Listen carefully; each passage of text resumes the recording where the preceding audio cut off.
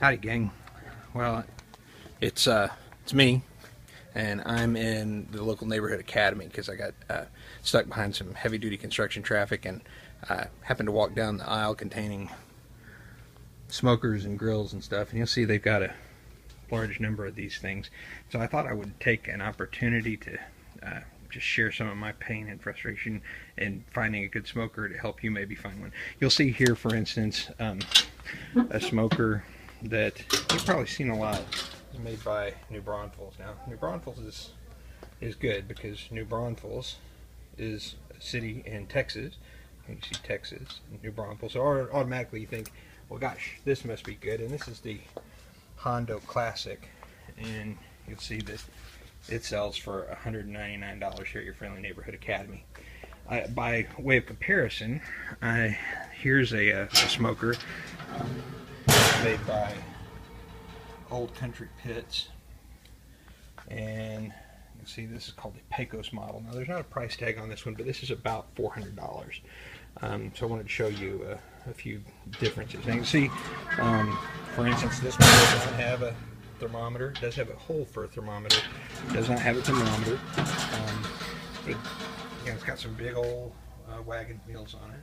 You probably have some smaller ones over there. Why is this one half the price of this one, and is it worth it? So some things to look for. The first thing is, when you're smoking something, you're going to be tending the fire a lot because it takes a long time. What you're trying to do is get even temperature in the smoke box. So even though this one has a temperature gauge built into it, you can still buy a temperature gauge for this one, which you should do. But let's start by looking here at the steel. And what you'll see is this is probably 16-inch, 1/16 of an inch of steel. It's very lightweight. Okay, this whole thing doesn't weigh anything. You'll notice it. Hopefully you can tell as I kind of move that around that it wiggles, has some play in it. But the main thing we're looking at here is the thickness of the steel. Okay, that's the first thing, because the thinner that is, the more that heat is going to escape. And what you're really trying to do is get heat, a nice, slow, even cooking temperature. And if you have a very thin steel like this one has, you're going to be constantly adding more and more fuel.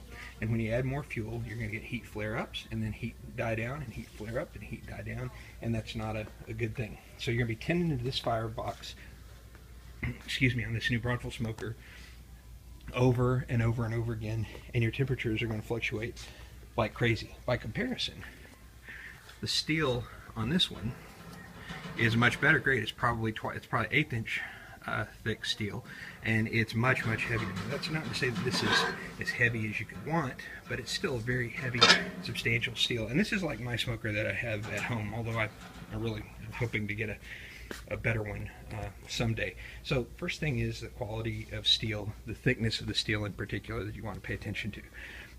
Okay, second thing we want to pay attention to here is the overall construction. You'll notice when we look at this New Braunfels smoker that the firebox is attached by screws.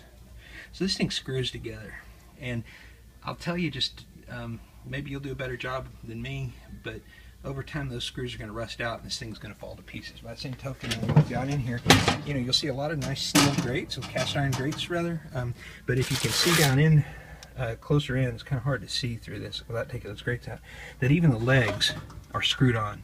So this thing is a screw together smoker, as opposed to this unit, in which the legs, the firebox, are all seam welded. So that's all good. Now there's some other things to pay attention to that are, in addition to the welds, but welding is always better than screw together. Thickness of steel is always better than thin steel. Something else that you want to look for is you want to create, as airtight a seal as you can. These boxes are going to expand as they heat up. So here, you'll notice both of these have a little lip. Now that lip's really useful, and it's good that both of these have it. I would not buy a smoker that didn't have this lip, but what you may want to do is get some heat-proof engine-type insulation and come and really try to make this as airtight as you can, because what you're trying to do is get the heat to pass through. Okay, now hopefully that makes some sense. Now there's some other things that aren't going to be as obvious that I want to point out to you. When we're back over here at the New Braunfels, you'll notice that directly from the firebox is a great big hole that goes directly into the cook chamber. What this is going to allow to happen is a whole ton of direct heat. Now this is an indirect cooking method we're using, but this is going to let a whole ton of direct heat get right in here into your food. That's not a good thing. It means that everything you cook is going to have to be cooked over here. And you'll see that this is not a very deep firebox to be, or cook chamber to begin with. It's only probably, you know, maybe 6.5 inches from this top rack to the top. So not a lot of space in here, but most importantly, we've got this, you know, direct access from the firebox into the cook space, and that's not ideal. Whereas this smoker, hopefully you can see this okay, sorry about my fingers there, has got a metal baffle here. So now I can still reach down underneath and get to that, but there is this baffle that they've welded into place that prevents the heat that's coming out of the firebox from getting into any food that's right there. So this is welded in at about a, I don't know, probably 30-degree angle or so, but it's very, very helpful. Some other things let's look at. So a couple of differences, and you can decide whether you think this is a good thing or not. This the New Braunfels smoker has a bunch of cast iron cook grates, and this is nice because there's 2 layers there, so you've got several different options in terms of how you want to cook. And these are kind of cool because these will, in fact, fit into a dishwasher. Of course, they're cast iron, so you don't want to put them in a dishwasher, but they're at least easier to deal with. Whereas the old Pecos smoker from Old Country Pits is one big steel grate, but it does have the ability to slide it in and out, which is nice. And this is actually a pan that goes in the bottom of the firebox. So that's very helpful. So just pay attention to the cook grates that you've got. But let's spend a little bit more time just looking at the overall controls before we close this up. An important part of the way a smoker works is how the smoke moves through the cook chamber. And you'll notice on this particular pit, the chimney is mounted offset into the rear.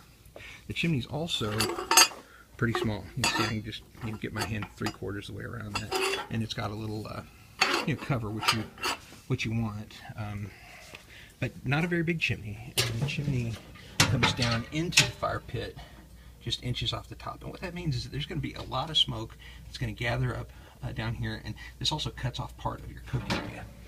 Now, this particular pit, this is one of my favorite parts about it. First of all, this is a great big chimney. You can see my hand won't even quite reach halfway around. I would guess this is probably, you know, a good 5 or 6 inches across. And the second thing you'll notice is not only is the chimney welded on instead of screwed on as it is with this other one, but that the smoke vacates at the same height level as the food. So you're going to get an even smoke directly across the entire cook chamber because of how the chimney exits here.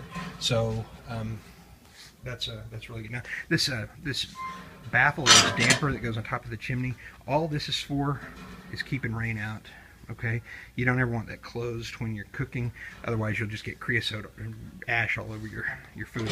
So this is just a protective thing. Don't use this to control heat. The thing that you really want to do to control heat is adjust these baffles here. Okay, and you can get access to this with the door. Both of these have a similar thing, but this has got a bigger area. It also has a bigger firebox, which means not only is the heat retention better, but and the steel is thicker, but we also have greater control over the smoke, the ingress of air and the egress of smoke from the cooker. So is this one a $200 pit? Is this worth half of what the $400 pit is? I'll tell you, friends, if I were you, I would consider this to be a waste of time. You're just going to get frustrated. This is a really good entry-level pit, and it's about 400 bucks. But if you've got a budget of 200 bucks and you're looking to buy a pit, I would go ahead and just wait. Get yourself something like a nice Weber you could do a smaller one. Of course, this one's pretty fancy, but get you a $200 Weber that you can do some offset cooking on instead of something like this, which is just going to be a recipe for frustration. Or save your money, move up to this $400 level.